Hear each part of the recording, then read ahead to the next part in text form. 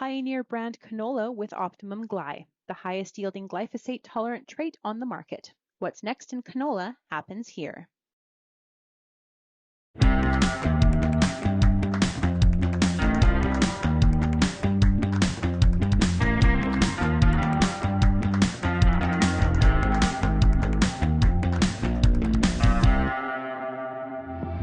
Thank you to our show sponsors, the Machinery Update, the Canola School, and RealAg Radio. RealAg Radio is Canada's only daily one-hour agriculture radio show broadcast across North America on Rural Radio Channel 147, Sirius XM. Hosted by Sean Haney, the show airs weekdays at 4:30 Eastern across Canada and the U.S., and it's rebroadcast at 7 a.m. the next day. Listen live on Rural Radio 147. Check it out at realagriculture.com/radio or download the podcast wherever you get your audio.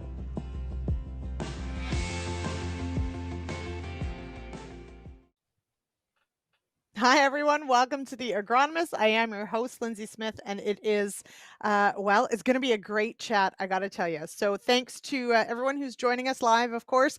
Mark joining us from the Combine, which is very apropos for tonight's topic. Just a quick reminder, if you collect those CEU credits, make sure you head on over to realagriculture.com/agronomist. Let us know you took in the program. We will get you those CEU credits. And while you're there, you can find all our past episodes, and you can actually sign up for an email blast that will remind you that we are going live, and you should hop on and you should join us, because this is where the fun happens. All right, tonight's topic, yes, we are talking about combine losses, managing those losses, and maybe just a hair about residue spread as well, and that impact on the next crop. And to have that conversation, get your questions ready. I've got with me tonight's guests, Marcel Kringe of Bushel Plus and Lorne Greiger of PAMI. We might have to say these names several times to make sure I get them right. But welcome here, both of you, joining us from Manitoba, both of you. How lucky are we? You're welcome. Hello. Yeah. Hello, everybody. Thanks for having us. Yeah, thanks for having us. Okay, let's maybe start there. Marcel, maybe we'll start with you. You're on the more western part of the province. Everything's wrapped up. All the field work's done. Everybody's got everything tucked away, right? I mean, everything's finished? Oh, totally. Snow plows are on. We're ready to roll for Christmas. 100%. Yeah. Yeah, No. maybe not. No. What kind of harvest season has the Brandon area had, at least? Actually, decent. Decent for a year like this. Definitely some areas that didn't get seeded in the springtime because it was so wet. That's obviously rough. But right now we still have some corn out, some soybeans out. Field work's getting done. We got a beautiful fall, actually. So overall, can't complain right now. But out west here, it's very pockets of rain, pockets of dry. So it's we drive 2 hours, very different country. So absolutely. All right, now Lorne, you're also joining us from Manitoba, but of course PAMI's got people all over the place. So what has PAMI been up to this year? That's right. Well, we are based in Saskatchewan and Manitoba, so I'm from Manitoba, and we've been looking at some different types of field research this year. One topic being losses, but also looking at soil compaction as one of those other topics as we get into. And then header losses is something that we have coming up into sunflowers, but that's for another time. Yeah. Even the compaction one is also, so we typically try at least once or twice in the cycle to get that into this conversation. It's always a popular one. I have learned.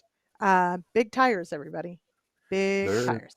There's options and there's impacts on soil. So yeah, that's right. Okay. Yeah. But tonight we are going to talk about combine losses, where those losses happen.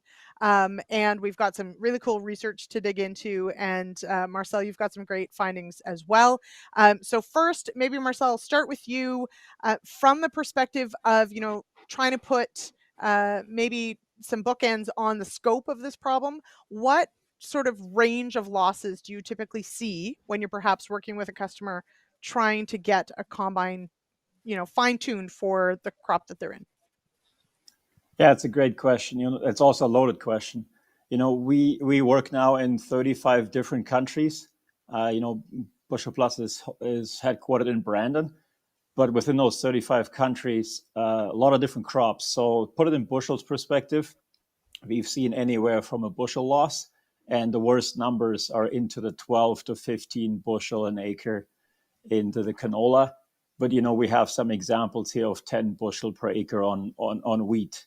And it sounds horrible, but it doesn't always have to be the driver's fault. And that's always a very big, important thing that I say. It doesn't have to be the driver's fault. And we never say it is. It can be something on the combine, calibrations are off. But this is certainly things we've seen and come across and then realized, wow, something isn't going right here. But if we would have not checked in the moment, that thing would have just kept driving like that. So, but, you know, average 2 to 4, you know, is actually pretty common. And you get into the smaller grain, 4-6 bushel is lots out there, more than you may think. Even in corn, especially this year, we've seen lots in corn. So. We are, and that's actually one thing for those of you joining us from Ontario, but even Manitoba as well, with still corn to go. Certainly dealing with dry corn leads to some challenges as well at the harvest. So we'll talk about that as well. Lorne, but similar idea when you're working on the research end of this, when you're trying to analyze, you know, what impacts we can have. Is it that, you know, 2 to 4 bushels that probably goes unnoticed, or have you seen those 10 bushel losses even higher? Well, that's a really good question. A lot of times it can be that 2 to 4, but we have seen them as high as 10 bushel as well. It really depends, I'll say, on the producer that we're dealing with, how much they understand their machine and how much they actually stop and check to see what they're seeing in those particular conditions as they're set up to run. So it depends a lot on the producers and how they have it set up according to their different machines. Okay, so before we fully dig into some of those losses, measuring them, those sorts of things, that is actually one place I want to start. Lorne, when you're doing the research that you are, and you're looking at, let's distinguish between a header loss and a combine loss. What can be, between crops, can there be a huge difference between what you're losing at the front versus the back? Oh, there definitely can be. Like one thing, especially in soybeans with the pods close to the ground, like those header losses are very key aspects to your overall field loss opportunity. Paying attention to your header setup in soybeans, it's a very key aspect to the overall combine setup. So definitely looking at that aspect for sure in beans. As you get into smaller, I'll say smaller seeded crops, so the small seeds like canola, that's where you start looking towards coming out of the combine. So the setup on, especially in the cleaning system, and typically is where you see additional losses going through from that side. So depends on the crop and the conditions that you're in. Yeah. Okay. Mark has hit on one of the sayings we're going to probably repeat a lot of times this evening. If you don't check your loss, you don't know. And this falls in line with, if you don't measure it, you can't manage it, right? So same idea.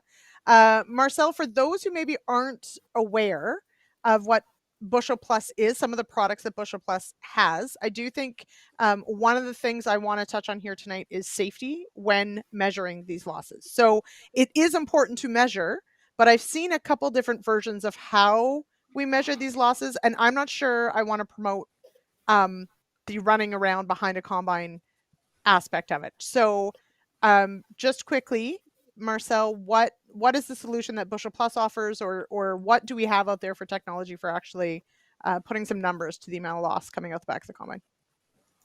Yeah, thank you. Really quick, safety and efficiency is really how Bushel Plus started. You know, we used to run behind the combine looking on the ground, and then we had this issue that Lorne just described. We couldn't really differentiate header loss versus combine loss. It wasn't just accurate enough. Then we went to throwing pans underneath the combine, which is kind of a dangerous thing, specifically now with combines getting bigger and faster, or the good old shovel behind the combine. You know, we've seen that thing before. But then, you know, one person holds the shovel in the chaff for 2 seconds, and the next person holds it in there for 5 seconds.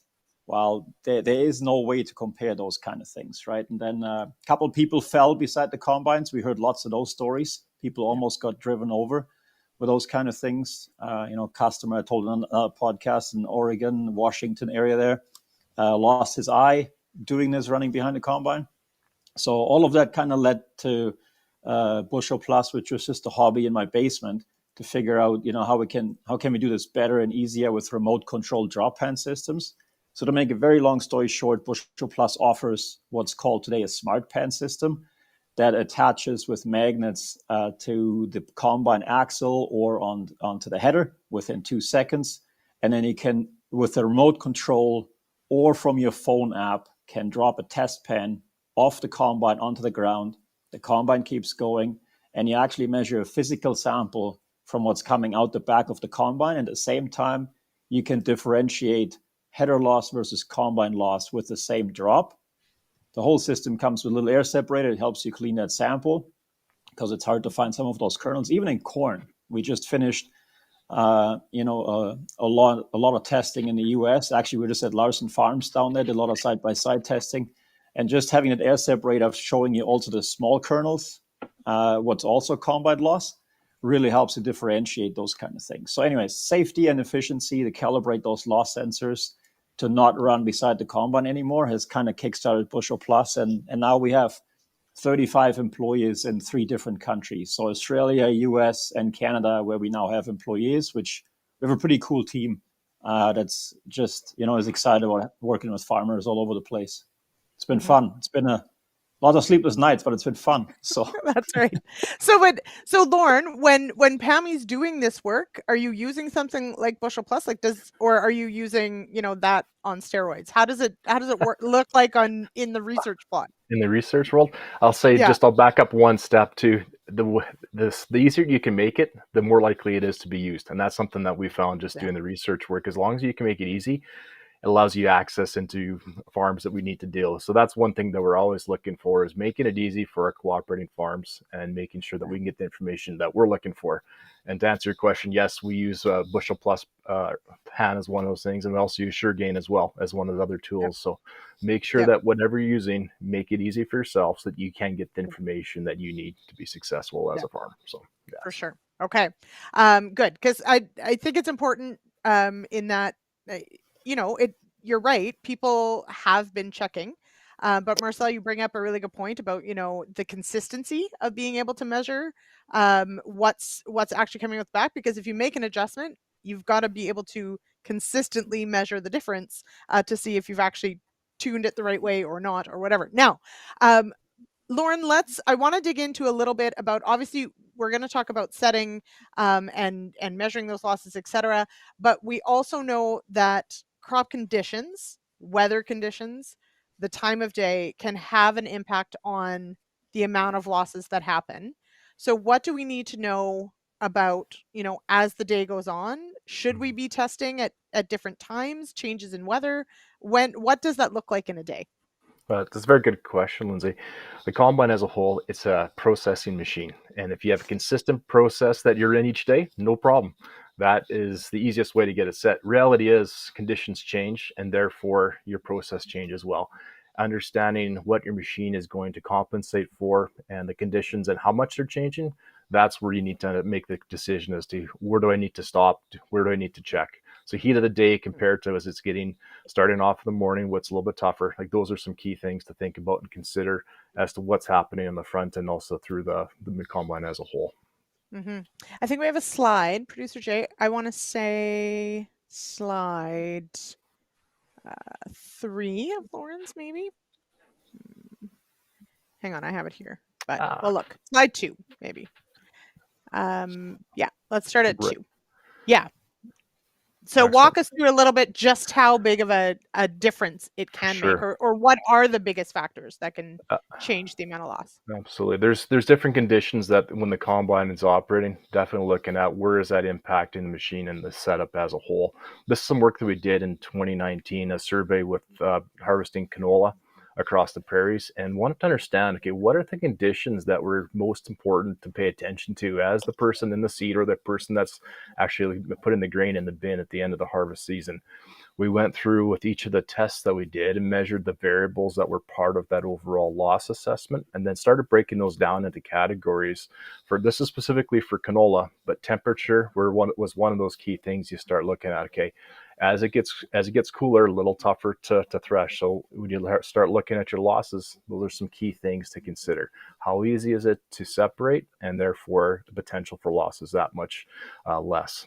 Same thing too when you start looking at the relative humidity. When it gets higher relative humidity, harder to thresh, harder to separate. That's one of those things that we noticed for conditions that made an impact on the losses for machines that we're testing as part of this overall study in 2019.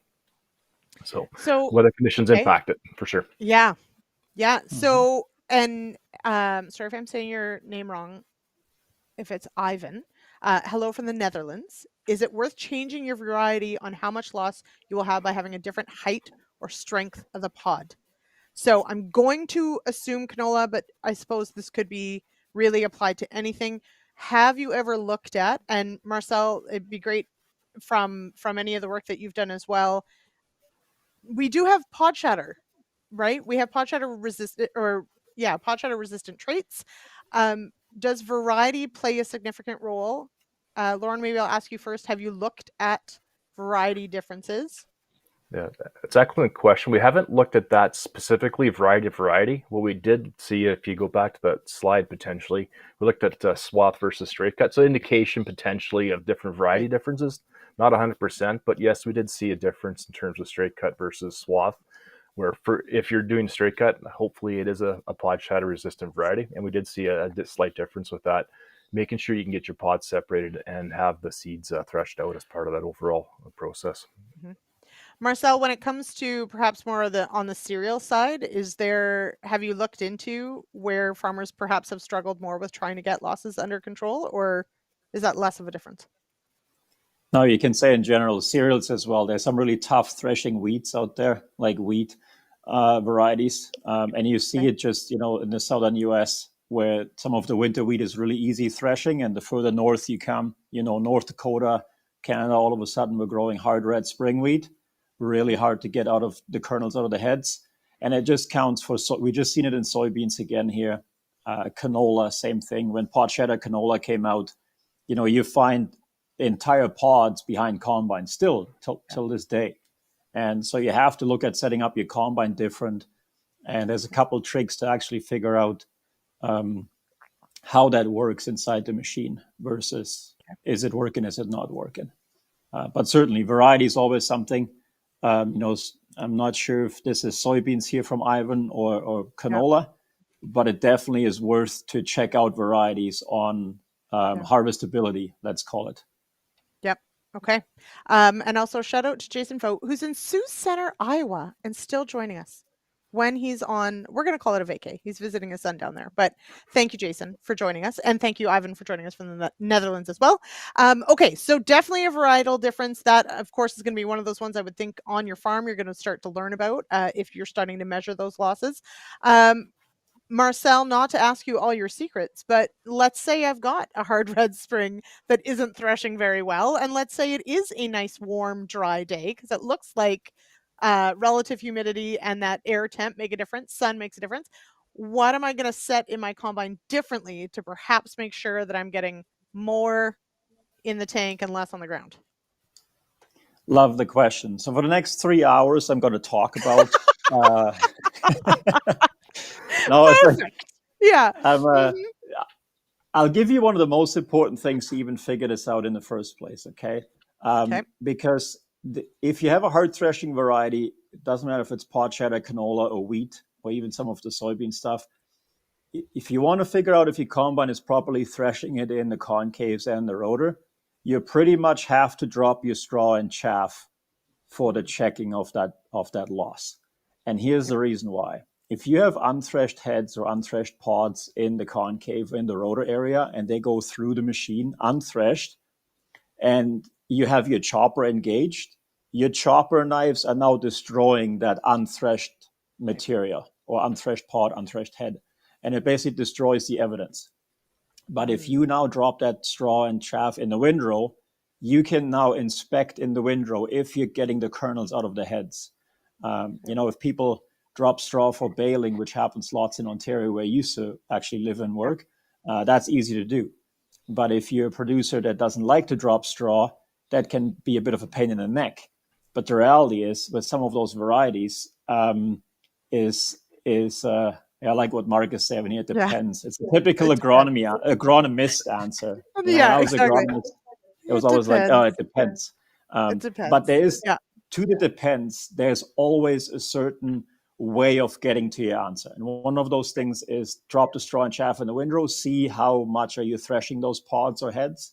And then the next step is you want to make sure you get 90% of that grain 100% of the grain threshed in the first area of the concaves and 90% of the grain out of it separated. So you only have about 10% of the grain coming out in the separation area. So again, 100% threshed out of the heads, 90% of the grain out of the concave.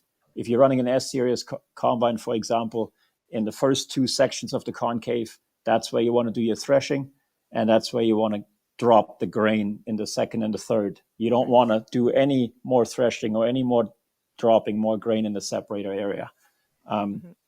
Unfortunately, there's a lot of things out there that, cover plates, threshing it harder, all those kind of things. Cover plates is a swear word at Bushel Plus. We actually acquired a concave company a couple of years ago that we're now growing that gets away without cover plates, changes the way you get the kernels off the pods faster and with less cracking. And it's just, you want to make sure you get the kernels out of the heads without cracking them and not using cover plates, because you just take that capacity away out of the combine, especially if it's dry. You said it's dry, right? Dry. Yeah. If you have the cover plates in there, the material gets threshed against each other and nothing can get out of the concave. And all you do right now, you're creating a bunch of short straw, short chaff, or a lot of mog. And all of a sudden you can't get the kernels that are now free out of that cloud of dust, in quotation marks, in the short straw in the separation area. So all of a sudden you can't get the kernels out of that. And I'm getting a bit too technical here, but it's my typical Harvest Academy brain. Yeah. My brain goes into combine mode and that's okay. That's all good. I was going to say, we've made it this far into the show, and it's the first mention of MOG, which is one of my favorite acronyms. It is material other than grain, right? Thank you for pointing that out. Material other than grain. A lot of people don't know that, which is totally cool. I had to learn English on a two-way radio. I had to ask that question as well. So I'm glad you actually mentioned that. Because there you go. Yeah, thank you.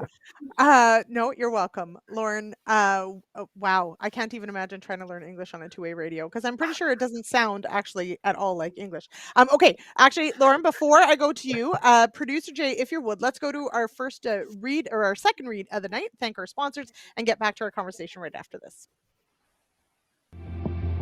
The Agronomist is brought to you by the Machinery Update, RealAg Radio, and the Canola School. From pre-seeding, seeder setup and checks, to pest insect ID and advice on nutrient management, to tips on determining swath timing, Real Agriculture's Canola School is a video series that tackles every facet of the canola growing season.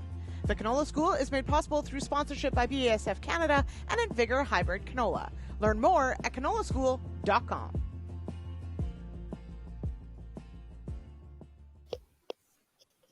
All right. Okay. So, Lorne, when you hear drop the straw, check it first.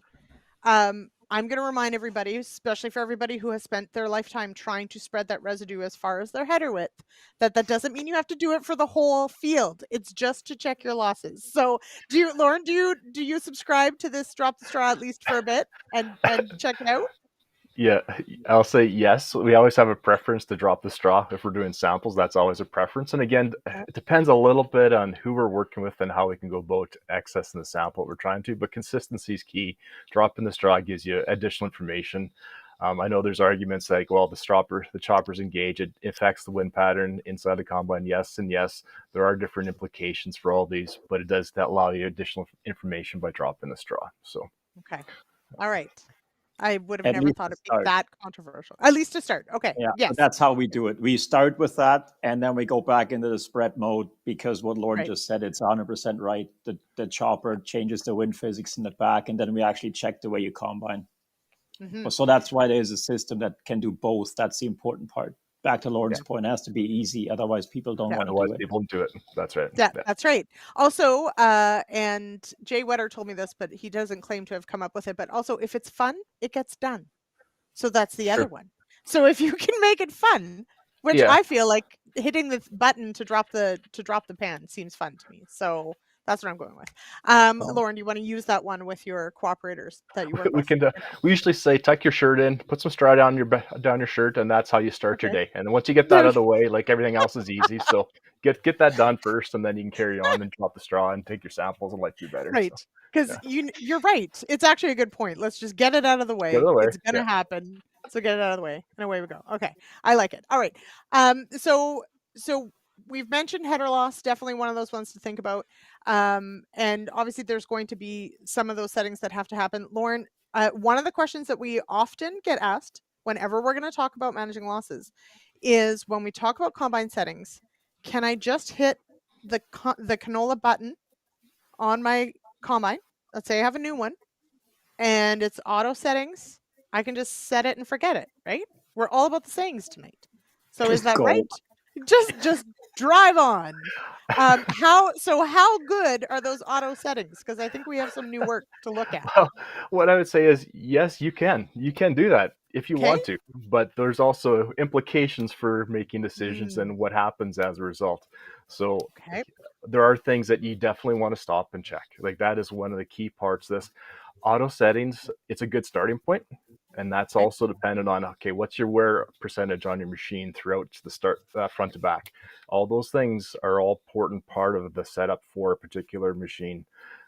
Looking at calibration of your sensors. Is 100% actually fully open or is it fully closed? Like those are all details. If you haven't stopped the calibrated machine, it's an indication of performance. But until you measure it and you don't know what your losses are, it's really hard to make adjustments after that. So very important to stop it. Yeah. All right. So producer Jay, if you could, Lauren, slide 4 this time for sure. You know what? Honestly, I think it's slide 4. Numbers are hard, everybody. Okay. It's 8:30 my time, and it's dark out. Very dark, very early. Okay, it's gonna get worse next week, everybody. Okay, so there was Pammy did this work with ICWGRF SAS Canola, looking at auto adjust. So walk us through this trial and what you found out. Oh, thanks, Lyndsey. This was an extension from the work that we started with looking at, okay, if we have losses throughout the day, what's the impact now of technology to help make it easier for farmers to go and get their machines set up and running throughout the course of a season?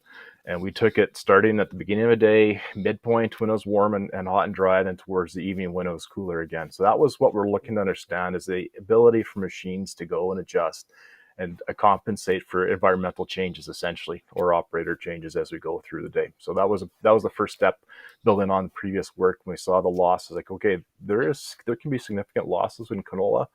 How much is this technology? Because you're paying for it. What does it mean in terms of the numbers at the end of the season? So that was part of what we did in 2022. Okay, and on I think the next slide, Jay, is we've got some of the results there. Yep. There we go. Okay. And looking at, again, we didn't separate it out into different makes, models, and so on. That's part of the understanding across the board. What does this technology mean? And considering all the different options that you have, what was the average bushel acre loss compared for a machine that was doing auto adjusting, used as it was with the cooperative farms that we were dealing with, and taking loss samples at compared to manually set machine. And we did, on average, see a slight decrease in the losses with the auto adjusted machines.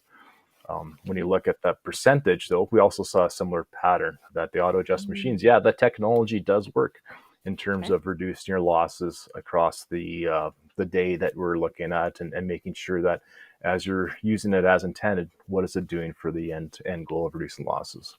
But I'll say, yeah, a couple caveats to go with that, though, too. Like, it's not just one particular setup. You have to look at in the conditions and making sure that you're set up for that particular crop and responding to the changing conditions. You just can't set it and forget it, though. And that's the starting point, is making sure that if you don't measure, you're not sure what you're actually losing.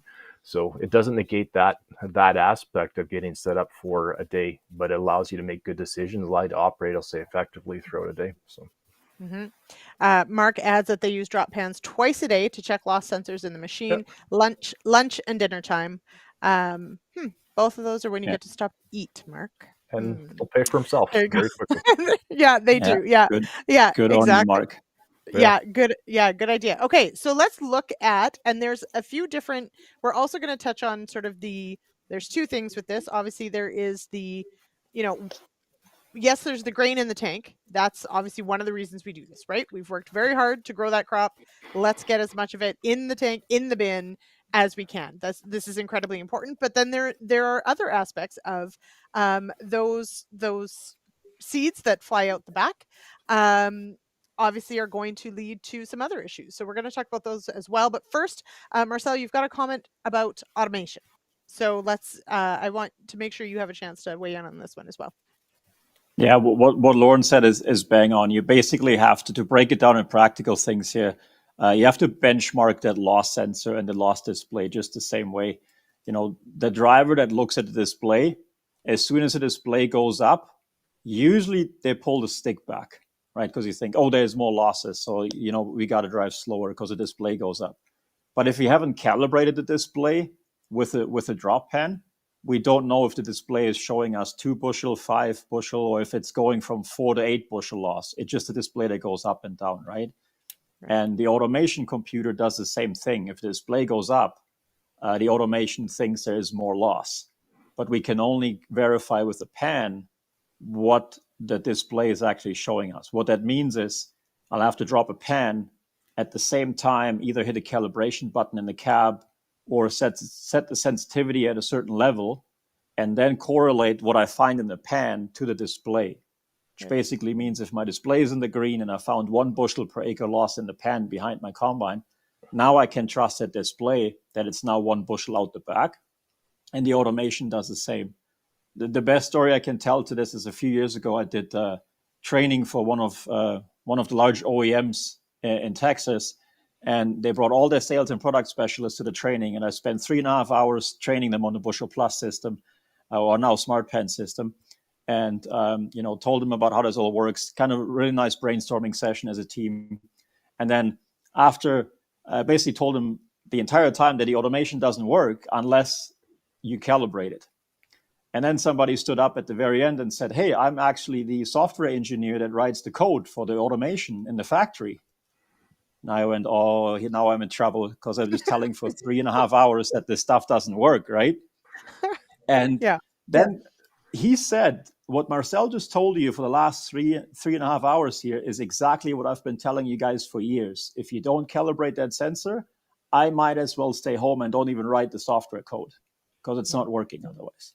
And that was one of the biggest testimonials, I think, for automation and how we work with the OEMs and our dealers and farmers that we could get, because it is just so important. It's like if you use a measure tape without lines and numbers on and try to do carpentry, that's how it is if you drive without a calibrated loss sensor. You'll be off most of the time. Yeah. And which is a great way to put it, is that, realistically, the number or the being in the green doesn't mean anything if you don't actually know if that's where you should be based on actual losses, right? Yeah. Okay, so now Mark's got a great question. Lorne, I'll maybe ask you this one first. How do you differentiate between head loss versus combine loss with a draper in flex mode with a drop hand without getting on your hands and knees, crawling around with a leaf blower the width of the cut? Mark, I would like to see this video of someone crawling around with a leaf blower for the width of the cut. Tell me, Lorne, is there an easier way? How do you determine head loss versus combine loss? So head loss, yes, we check it on the ground, and we drop the straw so that you can go in between, and we do those measurements to understand what's actually at the head compared to what's coming with the machine. So I don't know of an easier way of doing that necessarily than actually stopping and checking. That's my experience for doing the work that we're doing anyways, looking at header losses in beans. Marcel, any tips, or at least on brand of leaf blower, maybe knee pads? I don't know. Yeah, actually, what we like to do, there's always a thing between research and real life, right? Sometimes in real life you got to get going on stuff, but still want to be accurate. So what we like to do is we drop the pan, and then we know everything inside the pan is out of the back of the combine, because that's what the combine caught. But when you lift up the pan, there's no chaff, because that area was covered by the pan, right? So everything underneath the pan is now part of your header loss and your pre-harvest loss. So it's kind of a quick way of telling what is my header loss in terms of that quick in the field in a roundabout way. And you can do this all the way across. Doesn't matter if you drop the pan from the header or Right. from the feeder house, from the axle. That's what I like to do when I'm in the field. If it becomes more scientific, obviously you got to stop the combine before the chaff goes over the same area, and then you got to figure that one out. So, or have the pan inside. We've did that last week just in the US in header loss in corn, where you have to place the pan in the crop, First, drive the header over it, and then either stop before the chaff hits it, or like Lorne said, drop it in the windrow and keep driving, so that there's no chaff flying to the sides of it, if that makes sense. Mm-hmm. It makes sense to me, Mark. I hope that makes sense to you. And if you're looking for people to help, Marcel will be in your area. No, I'm just kidding. Okay, find somebody who wants to help out with that. And away we go. Okay, I want to look at. So first, Marcel's got some great slides here, and this sort of does move into the next part of our conversation that talks about, of course, yes, we want to preserve the yield we've worked so hard for, but there are, of course, consequences to things that fly out the back end of the combine. First, Producer Jay, if we could go to Marcel's slide 4. I just want to start there just to visualize what some of this loss looks like.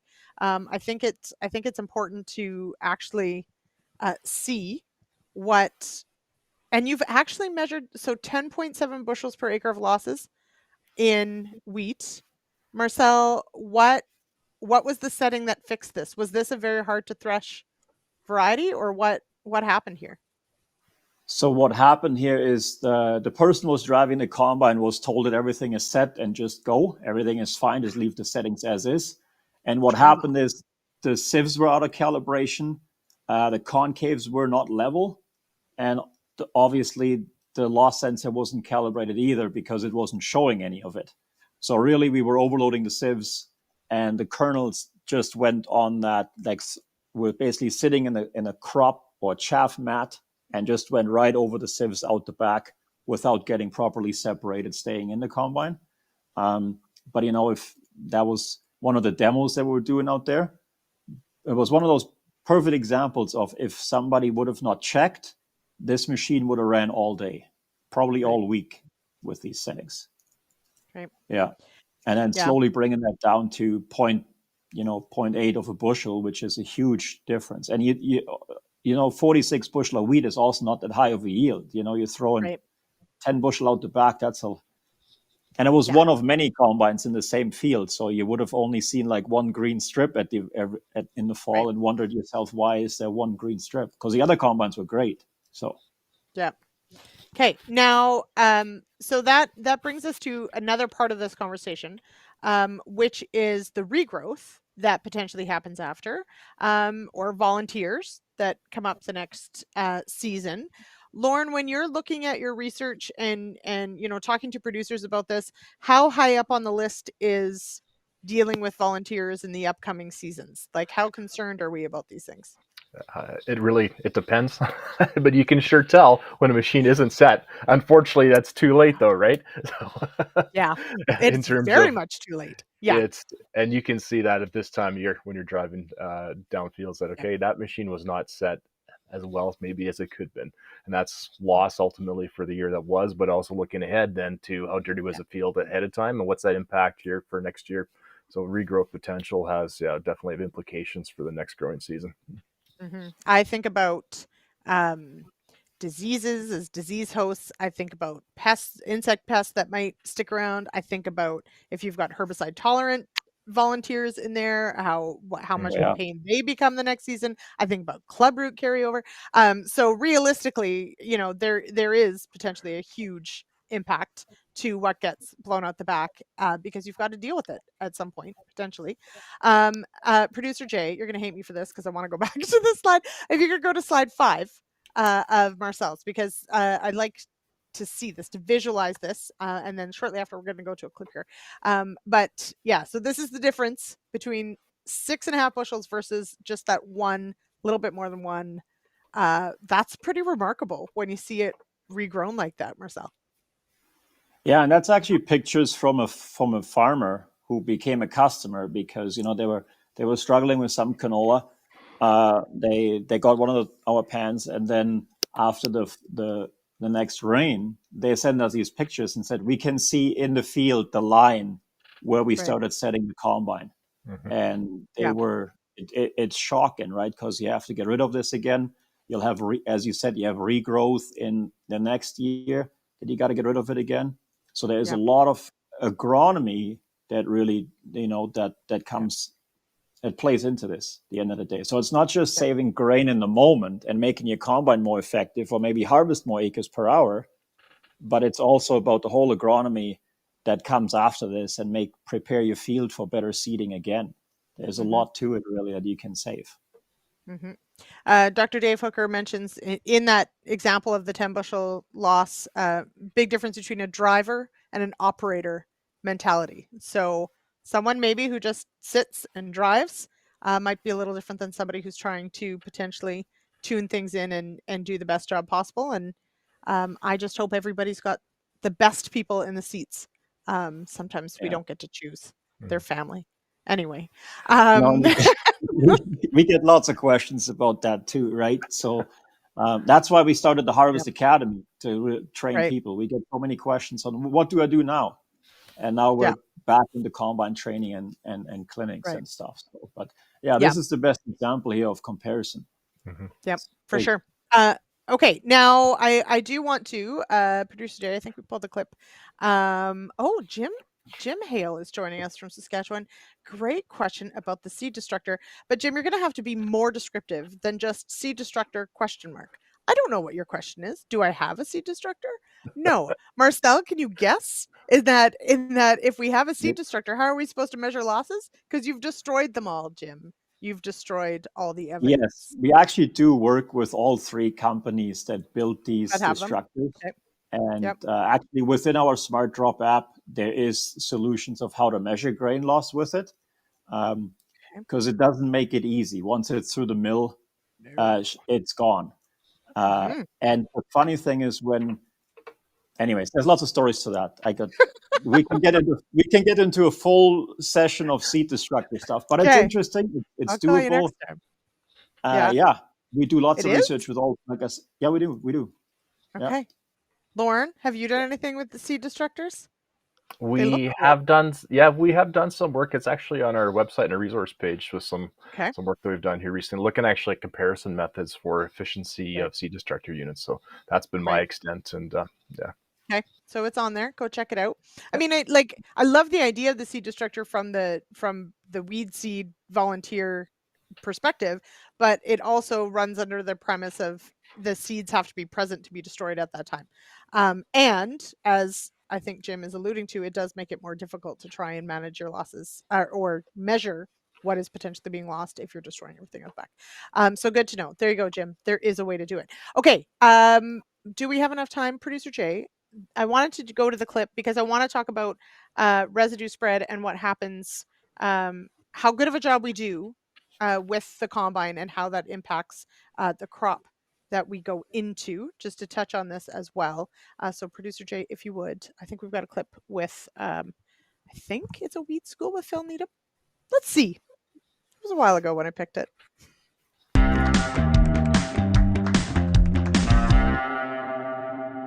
So like you said, the canola can't actually pull the sulfur out of its old growth. It needs to keep pulling it up from the ground. What happens if it... That was last week's. So there you go. I did pick the right one. Jay, do we have the right clip? If not, we can just keep rolling.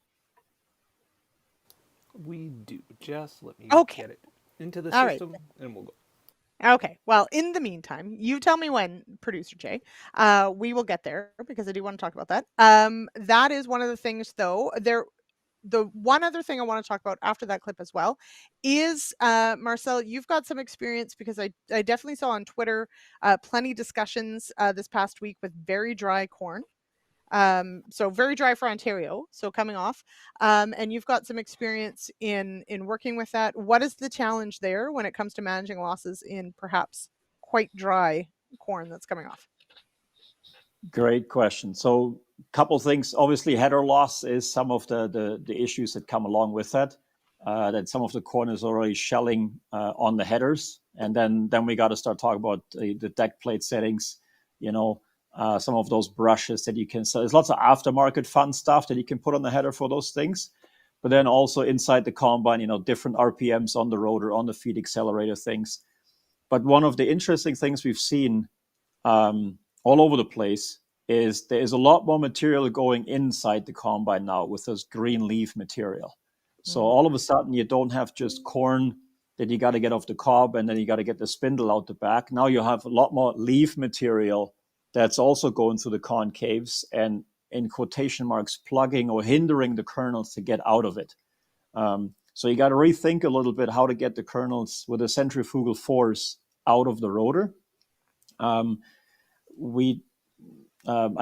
mentioned earlier, we just finished a pile of side-by-side tests at Larson Farms, and we were all over the U.S. with even 14 and 15% corn, which is unheard of for those guys. Yeah. And then we're also dealing down there with, not down there, but if you have that, you're also dealing with the invisible loss, because all of a sudden you start grinding kernels. And what's the cool thing about a broken kernel after harvest? What's the cool thing about it? The dust? It doesn't grow. So well, it's a seed destructor. Yeah, you don't see it. Right? It doesn't regrow. So it doesn't regrow. So it's kind of the invisible loss. And you also don't see it on the ground. When you look on the ground, you always look just for the thick plum kernels. You don't see the broken kernels. So we have a lot more cracks, a lot more breakage in those conditions right now. And here just said Farmer Schneck just said 12% now in Missouri. Yeesh. Yeah, I was down there a couple of weeks ago. So it's just, it's very, very dry. You just have to rethink how to get the kernels off the cob with low RPMs while still have enough centrifugal force to get the kernels out and the leaf material moving out the back. Don't be afraid of the wind in those machines. Okay. Fire up that fan there. Warren was out. I saw a snap. He was harvesting corn today. I'm going to guess it was above 12%. That's my guess, Warren. You can tell me if I was wrong. Okay, Producer Jay, if you would, let's go to a clip with Phil Needham, and then we'll have our last read, and then we'll wrap up our show for today.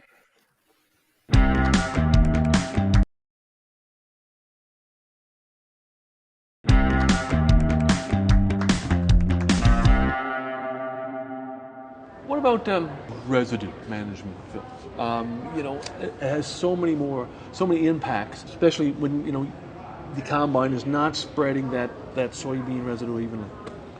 So I drove it from Detroit yesterday. It's about a 3-hour drive when the weather's good anyway. And there's a lot of soybean fields on either side of the 401 highway that don't have good residue spread. And they're not in wheat, but the bottom line is it just shows you that there's a lot of combines out there that aren't spreading residue the full width of the head. So and some of these guys are probably going to work it up in the spring, but some guys have got to be no-tilling, maybe corn back into those fields. If they planned at one time to plant wheat into those streaked soybean residue fields, there's all kinds of problems. When you've got heavy residue, the soil's cooler, it's wetter, it delays emergence, it delays development, it delays heading. So you've got a different growing environment altogether where the residue's heavier compared to little or no residue between the combine passes. So I've been to see combine manufacturers, I've been to lots of field days. Some of these are online on the RealAgriculture.com website where we're talking about managing residue. And there's lots of ways you can do it, but the biggest thing is just simple adjustments, making sure the knives are sharp, making sure everything's adjusted, the vanes on the tailboard, but you physically just reach a limit at which you can't spread residue any wider than the width of the combine head. And at that point, you've got to select the combine head that the residue management system on the back of the combine can spread residue over, and no head wider than that. And a lot of combines don't spread residue wider than 33 or 35 feet. So putting a 40-foot head or a 45-foot head on that combine is pointless because you're going to streak the residue and hurt the following yields, especially if it's no-till.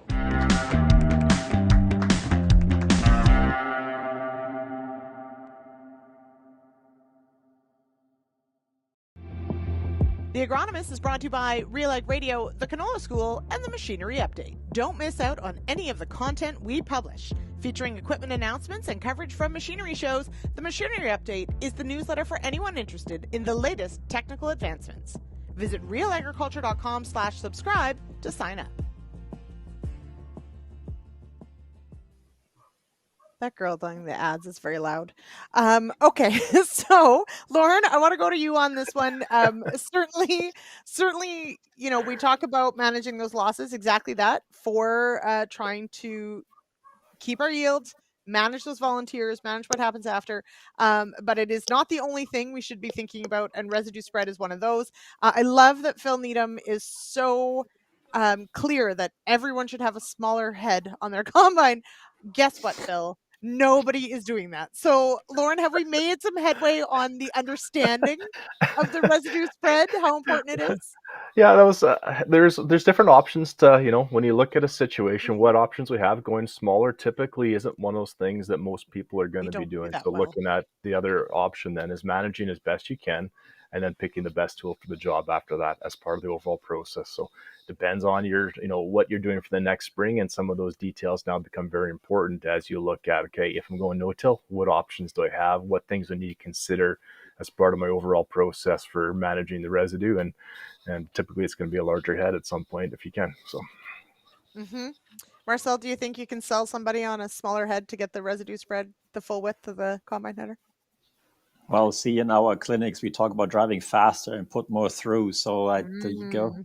We got to need some bigger headers out there. But Yeah. no, that residue is actually part of our clinics as well, and it is important. I agree with everything you guys just said. It is super important. But no one's getting a smaller header. No, but yeah, nobody's. no. Yeah. Yeah, exactly. Phil is in the wheat peat camp, right? It's do everything right for the beautiful wheat crop. But sometimes, yeah, exactly.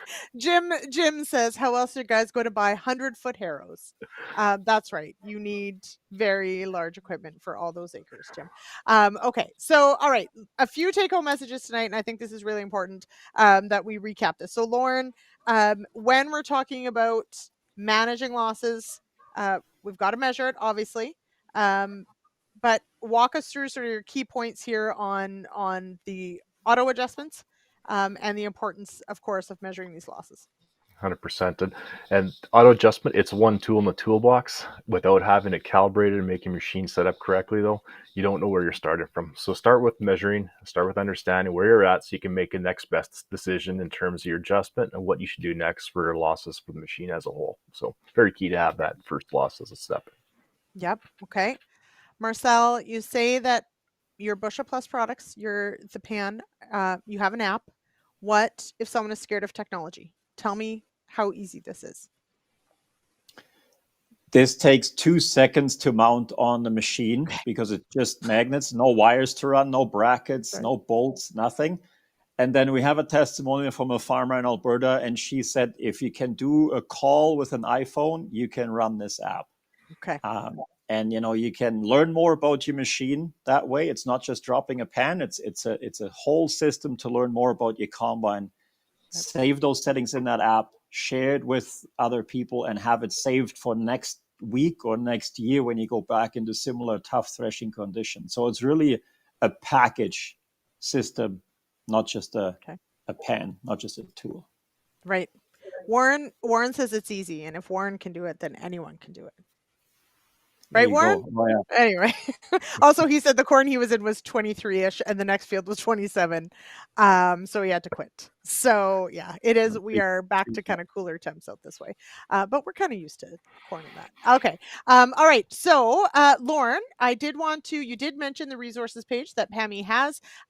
There's so much good info there, but where can people go for more of this research that Pammy does, more on the reports? Where can they find all that?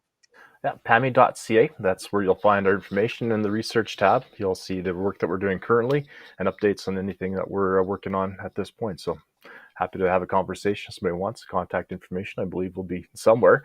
And you can give me a call. Or, yeah, we can talk. Yeah, exactly. All right, that's awesome. Jason, way to get it right under the wire.